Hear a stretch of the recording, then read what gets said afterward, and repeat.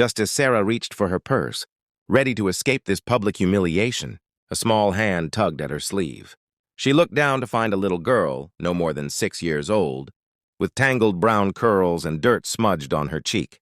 The child's dress was worn thin at the edges and her shoes had seen better days. But her eyes, wide and earnest, held something that made Sarah pause. "My mommy's sorry she's late," the girl said breathlessly, as if she'd been running. Sarah blinked, confused. "I think you have the wrong person, sweetheart. I'm waiting for someone, but—" "Please," the girl interrupted, her voice dropping to a whisper as she glanced toward the door. "Just for a little bit. Please pretend you know us." There was fear in those eyes now, raw and real. Sarah's confusion shifted to concern. She followed the child's gaze and saw a man lingering near the entrance, watching them. Everything about him set off alarm bells. The way he stood too still, the intensity of his stare, the slow smile that spread across his face when he caught Sarah looking. Sarah made a split-second decision. She smiled warmly and spoke loudly enough to be heard. "There you are, sweetheart. I was wondering where you went." She pulled out the empty chair. "Sit down. Is your mom parking the car?" Relief flooded the little girl's face. She scrambled into the chair, making herself small. "Yes," she said, playing along. "She's coming." The man at the door watched for another long moment, then turned and walked out. Sarah didn't relax. She leaned forward, keeping her voice gentle. "What's your name, honey?" "Lily." "I'm Sarah. Lily, where is your mom, really?" The child's lower lip trembled. "She's working." "At the hospital." "She's a nurse. And her shift got longer because someone got really sick and she couldn't leave them, and I was supposed to wait at Mrs. Chen's apartment, but she had to go help her sister. And Mom doesn't get off until 9. And I got scared because that man kept following me and asking if I needed help, but something felt wrong." The words tumbled out in a rush and Sarah's heart clenched. This child had been alone, frightened, wandering the streets for who knows how long. "Okay, slow down." "You did exactly the right thing, trusting your instincts." Sarah pulled out her phone. "What's your mom's number?" "We need to call her." Lily recited it from memory and Sarah dialed. The phone rang 4 times before a frazzled voice answered over the sound of beeping machines. "This is Rachel." "Hi, Rachel. My name is Sarah Miller. I'm at the corner café on 5th Street, and I'm sitting with your daughter, Lily." There was a sharp intake of breath, then, oh God, is she okay?" "I've been calling Mrs. Chen, but she's not answering and I can't leave. We have a critical patient. She's safe. She's right here with me." Sarah watched. Lily color on a napkin with a crayon the server had brought over. "But she was being followed by someone, and she's been alone for a while." Rachel's voice cracked. "I'm the worst mother in the world. I'm a terrible, terrible mother. I can't afford a real babysitter. And Mrs. Chen usually helps, but tonight everything went wrong and I thought Lily would be okay for just an hour, but—" "Rachel, stop." Sarah's voice was firm but kind. "You're not a terrible mother. You're a single mom doing her best. Lily is smart and brave and she's fine. What time does your shift end?" 9, but I can try to get someone to cover—" "Don't. Stay with your patient. Lily and I will be right here." There was silence, then a sob. "I don't understand.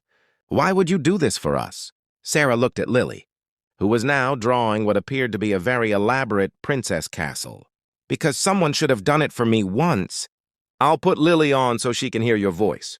She handed the phone to Lily, watching the child's face light up as she talked to her mother.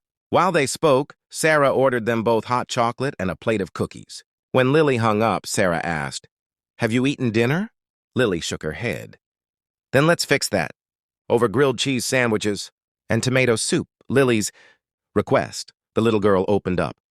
She told Sarah about her school, her best friend Marcus, how her mom worked double shifts to pay for her after-school program. She talked about the father she'd never met.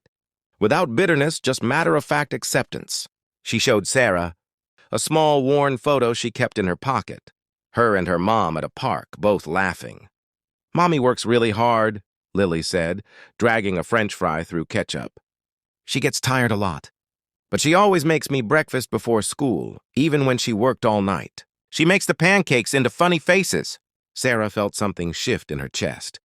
She'd spent the evening feeling sorry for herself over a missed date with a stranger, while this child and her mother were navigating real hardship with grace and love. "Your mom sounds pretty amazing," Sarah said softly. "She is."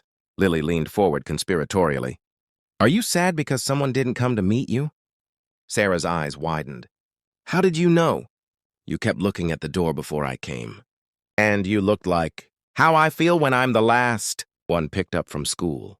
Lily tilted her head. "But you're really pretty and nice. That person is silly for not coming." Sarah laughed, surprised by the sting of tears in her eyes. "Thank you, Lily. You know what? I think I had a better evening with you than I would have had with him anyway."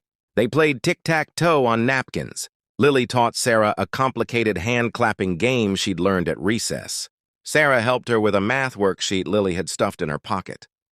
The time slipped away, and Sarah couldn't remember the last time she'd felt so present, so purposeful. At 9:15, the cafe door burst open and a woman rushed in, still wearing scrubs, her face a mask of panic and exhaustion. Lily jumped up. "Mommy!" Rachel swept her daughter into her arms, holding her so tight it must have hurt. When she finally looked up at Sarah, her eyes were swimming with tears. "I don't know how to thank you. Her voice broke. Sarah stood suddenly awkward. "Really, it's okay. Lily was wonderful company." Rachel set Lily down but kept one hand on her shoulder as if afraid to let go. "What you did, staying with her, feeding her, keeping her safe, most people would have just called the police or child services. I could have lost her." "You would never lose her," Sarah said firmly. "Anyone can see how much you love each other." She hesitated. "Can I ask you something? Why don't you have family nearby to help?" Rachel's laugh was hollow. "They're in Ohio. We moved here 3 years ago for a job that fell through. I thought about going back. But Lily's school is here, my job is here, and I've got 3 more months until I qualify for the hospital's childcare assistance program. We just have to make it 3 more months." Sarah made a decision. She pulled out her business card. She worked in marketing. Nothing special, but her hours were flexible. "I live 2 blocks from here. If you ever have an emergency, a shift that runs late, whatever, call me. I'll come sit with Lily." Rachel stared at the card like it was written in a foreign language. "I can't ask you to do that. You don't even know us." "You're not asking. I'm offering." Sarah crouched down to Lily's level. "What do you think, Lily? Would you like me to be your emergency backup friend?" Lily's face broke into a huge smile. "Yes, can we do more hand games?" "Absolutely."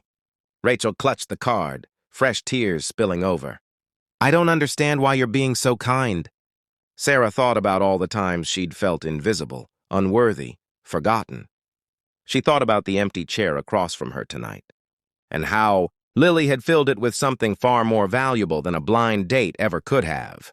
"Because kindness shouldn't need a reason," Sarah said simply.